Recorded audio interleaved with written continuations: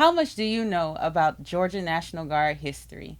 Join us on this episode of the Georgia National Guard Fencepost podcast, where we delve into the histories and the mysteries of the Georgia National Guard. I'm your host, Private First Class Chasity Williams. And I'm Major William Carraway. I'm the historian of the Georgia National Guard, and I have the best job in the whole military because every morning I get up and come in and I tell the story of citizen soldiers and airmen, and I wouldn't change place with anybody else. So today I get the opportunity to share some of those stories with you about some of our guardsmen, service overseas, history of the organization of the Guard, and a little bit about some of our past deployments. Why should we care about military history?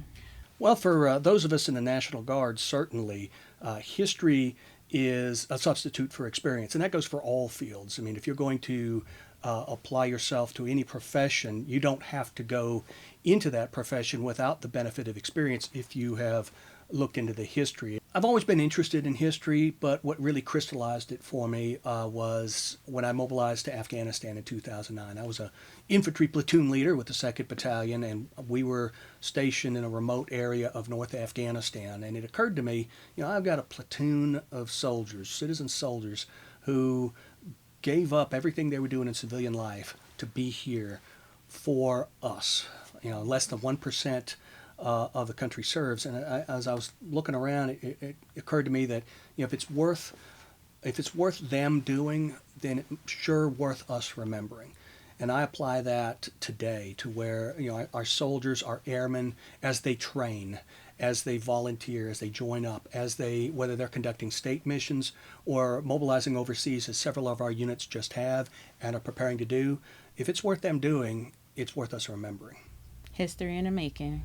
It's also been said the only thing new in the world is the history you don't know. So, the future is ungraspable, the present is gone like that, but we always have the lessons of history to guide us forward wherever you are in your career.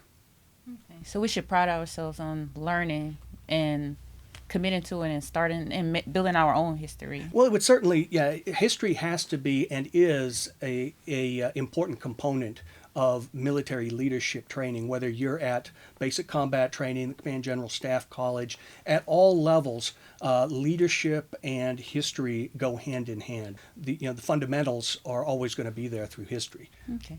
Well, speaking of structure, how did the National Guard come about? So we're about to celebrate the National Guard birthday. December 13th, 1636 is what we mark as the birthday of the National Guard. And what happened on the 13th is that the Massachusetts Bay Colony issued an order that all of the militia would be called out and organized into 3 separate regiments. And so this was done the following year, but the order itself went out on December 13th. So every year on December 13th, we celebrate that initial order instructing those citizen soldiers to call out and to muster. And so various states or colonies at the time would have had a form of that militia system. And by the time Georgia became a colony, with the arrival of Lord James Oglethorpe in 1733, he was well familiar with the English militia system. And so one of the first things he did upon setting foot on Georgia soil is organize those colonists into an effective militia. Basically coinciding with the founding of the colony would get its first test 9 years later at the Battle of Bloody Marsh, where James Oglethorpe will lead a combined force of British regular soldiers and citizen soldiers, the militia. And in fact, it's one of those initial units in what would be the first land conflict in the colony of Georgia. One of our own Georgia National Guard units, its antecedent, took part in that engagement, and it continues in service today as part of our 118th Field Artillery Regiment. How did the National Guard or that militia influence the creation or the possibility of having big Army, big Air Force, et cetera, et cetera? Right, sure. So the National Guard serves concurrently, has a national mission where we can be called up to serve overseas. In fact, in just the last 2 decades, we've had 30,000 soldiers and airmen who have been called to service overseas. But at the same time, those soldiers and airmen are available for state emergencies. And most recently, that has that has manifested itself in responses to the COVID outbreak. You may traditionally think of the National Guard as responding in the wake of hurricanes, from Hurricane Katrina all the way up to Hurricane Michael, Hurricane Dorian, recent storms that have impacted. But the always ready, always there. I mean, it's been the watchword for the National Guard going back. With the founding of the United States of America, the question was, what is our military going to look like? And so George Washington in 1783 provided what was called the Sentiments on Peace Establishments in 1783. And he basically outlined the recommendation that the United States have a small standing army. It's an economic, large standing armies are expensive to maintain, train, and feed. Right. So it's much easier to maintain that a militia element that can be called out at a minute's notice, the Minuteman, which is why you see elements of the Minuteman represented in National Guard logos. It calls back to that era where the citizen soldier with one hand on the plow and one hand on the rifle is always ready to do either one, to respond to civilian career or, when necessary, to take up arms. Is it true that the National Guard and service members in the National Guard actually deploy more than big Army or big Air Force, etc.? I don't know that I wouldn't say that they deploy more often, but one of the things that has changed so much over the years is how often the National Guard units will deploy and where. Because if we go back to the early days of the militia, we had the small standing army, and so the small standing army was not large enough to handle larger conflicts. And so when the need arose, the federal government or the states could call out those militia elements. And one of the cases that happened, War of 1812. Once again, our 118th Field Artillery Regiment that had fought in the Revolutionary War, they were called out again for the War of 1812. In fact, they're one of just 24 National Guard units with a campaign streamer from the War of 1812. But by the middle of the 19th century, the Macon Volunteers, which had been organized in 1825, they were called to service for the Seminole War, and they were organized, mustered in Macon, and they mobilized, traveled to Picolata, Florida. They were engaged during the Seminole Indian War, and they would return and be mustered out. And the Macon Volunteers continues in service today as the headquarters company of our 48th Infantry Brigade Combat Team. So how are we mobilizing today? So the way a mobilization will work today, for a federal, like an overseas type of mobilization, right now we have several hundred soldiers and airmen mobilized overseas, and they're right now supporting missions in support of all of our geographic commands. So geographic combatant commands from the Pacific to Europe, all across the globe. And the way that'll happen is there will be a notice come down that a given unit with a given mission will be required, and then that National Guard unit will train up, be prepared for the deployment cycle, and when the time for them to mobilize comes, off they go. Where it was not just, the National Guard is deployed. No, it was part of the expectation, because we make up a large portion of a lot of the military capabilities. In the Army, particularly a large portion of our logistical and transportation capabilities is resident in the reserve component. And fundamentally, I'm infantry, and infantry fights, but the infantry isn't going to do much fighting for very long if they're not adequately sustained and provided with supply. And so the National Guard plays key roles all across the military roles, from infantry, the 48th Infantry Brigade Combat Team, support elements, the Georgia Air National Guard with their ability to transport supplies globally, and that has been the case for decades. It hasn't always been the case. The modern, and when I say modern, let's just say from September 11, 2001 forward, we have had our units have mobilized with the mobilization cycle. The 48th Brigade, I believe, is on their fourth have deployed 4 times overseas. Several of the Georgia National Guard units and soldiers and airmen have mobilized. I mean, Georgia Air National Guard has been mobilized continuously with their J-STARS mission. They have flown the J-STARS mission, which is just wrapped up, but they have flown that for more than 2 decades. I think it was something like 14,000 sorties. Unique mission. There is no one else in the military, National Guard, Reserve, Air, whatever, that's flying that mission, and that's all been resident here in Georgia. So you look at the state of the National Guard today, and it's almost unfathomable to look back and consider what a mobilization might have looked like. Consider the Spanish-American War as an example, 1898. The Secretary of War passes to the governor, says, you shall raise 3 regiments. The governor says, okay, I have an allotment for 3 regiments. I need people to sign up and serve in these 3 regiments. And so members of the National Guard will then, many of them signed up to join the 1st, 2nd, and 3rd Georgia Volunteers. Now, again, going back to transportation and logistics, the problem wasn't having citizen soldiers from Georgia that wanted to serve. The problem was, how do you feed them, equip them, and transport them? So what we ended up with, we had 2 infantry regiments, a field artillery battalion, and I believe and another unit that made it to the training camps, but they never got transportation out of there. One of our regiments, it was the 2nd Georgia Volunteer Infantry, which today that's our 121st Infantry Regiment, made it as far as Tampa, but there were no ships available to get them across. Our 3rd Georgia Volunteer Infantry Regiment made it to Cuba for occupation duty, and so they, with them crossing from Tampa over to Cuba in 1898, they became the first Georgia National Guard unit to serve overseas. Do you have like a tidbit or a story or someone in history that we can focus on to kind of get a glimpse into what they could have experienced?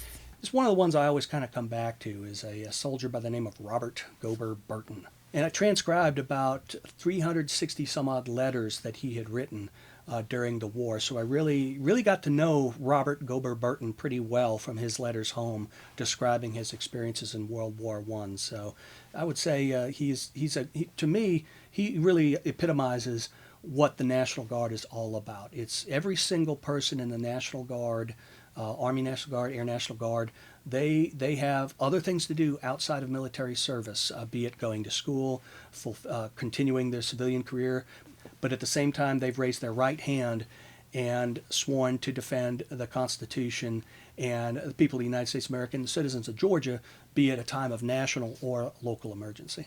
Since you've had the chance to kind of get to know Robert a little personally, more than we have, and we got a glimpse of his insight and his story, how can we learn from that? How can the National Guard, how can we take his experiences or take the history and move forward with it? I'm glad you framed the question that way, because you have to look at history not just as an aggregate of units, but also the individual soldier experience. Because here's 2nd Corps, here's such and such Corps. Well, all of those corps or divisions were composed of individual soldiers or individual airmen, and all of their ability on the battlefield was determined by how much can I carry, how much did I have to eat, what is my morale, how do I feel about being here. We can look at what happened to this company of soldiers that swore into service in 1898 and then were mustered and sent to Tampa, where a bunch of them got typhoid because there weren't any ships to be able to get them further on. We can look at the soldiers of the 31st Division and the train-up process and how long it took to get them the necessary supplies, get them the shipping, get them registered and ready to deploy for World War I. We can look at World War II, where we had close to 6,000 Georgia National Guard soldiers mobilized. And that's another difference between how mobilizations are done now versus then. I mean, we don't have a general mobilization. We have a unit mobilizes here. Like we'll have a military police unit. We'll mobilize, go over, do a military police mission, come back. Well, in World War II, if you were in the Georgia National Guard, you were mobilized September 16, 1940. Some of the other units would come later on.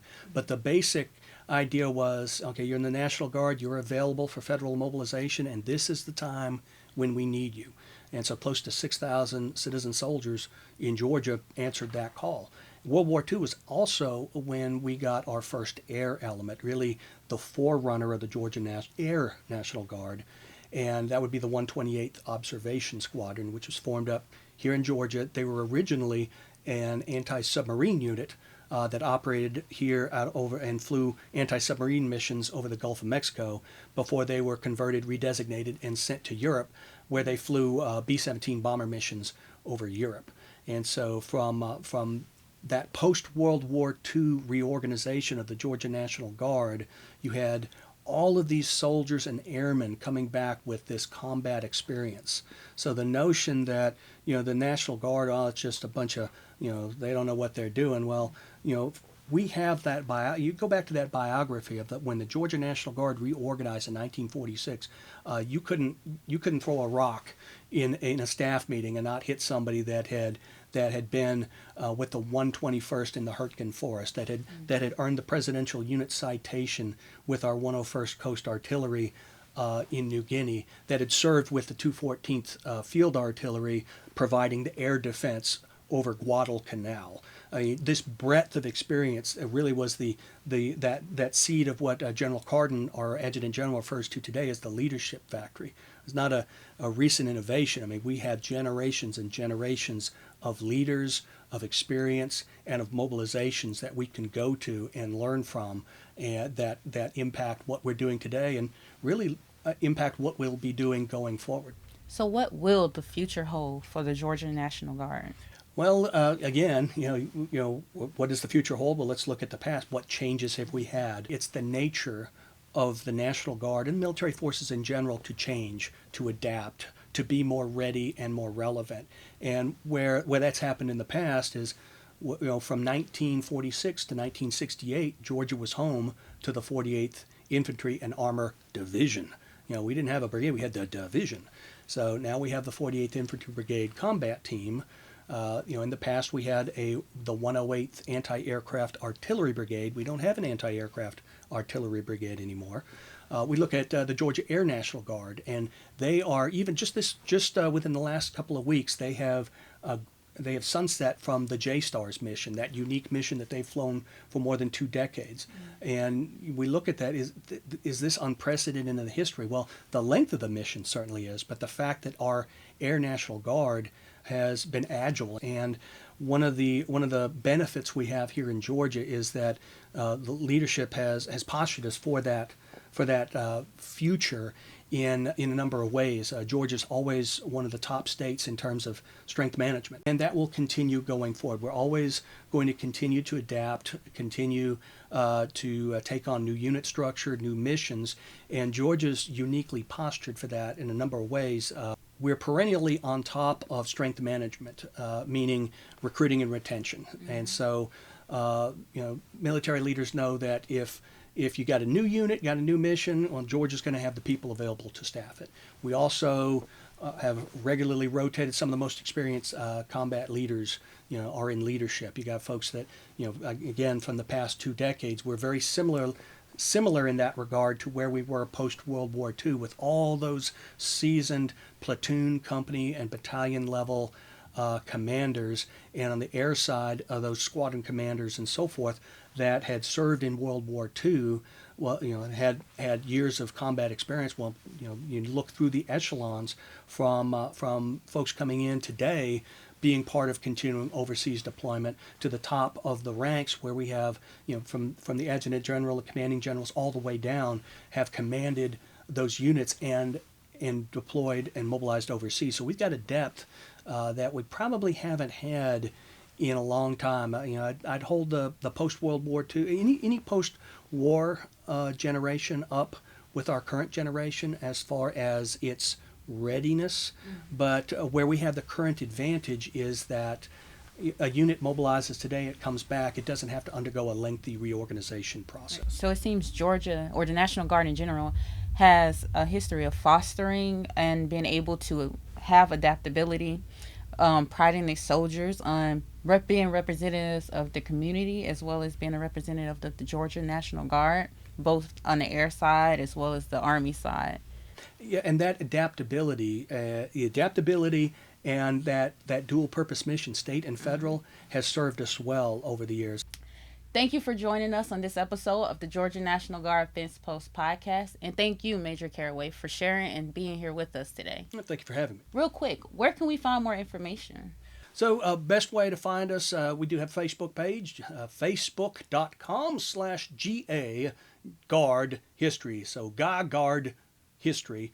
And that is the landing page where we'll post our blog stories, photographs. We got an online image album with about 1,200 images on it, stuff from the 1700s all the way up to what happened yesterday. Thank you, Major Carraway. And we will definitely check out the link to the Facebook. Also, make sure you like, share, and subscribe. And we drop a podcast every first Friday of the month. So be sure to check it out.